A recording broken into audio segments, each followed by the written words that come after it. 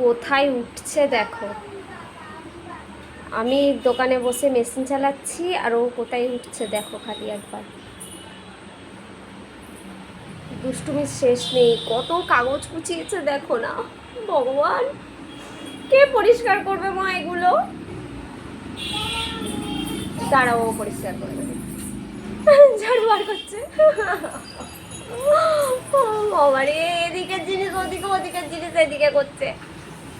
ও ঠিক এটাই করে। দুষ্টু মেয়ে, তুই রেখে দে মা, আমি পরিষ্কার করে নেব। দেখো আমার দিকে, আমি করে নেব মা, রেখে দাও। আমার কথাটা শোনো, তুমি রেখে দাও না। এদিকের জিনিস এদিকে আর ওদিকের জিনিস সেদিকে করছে। ভগবান,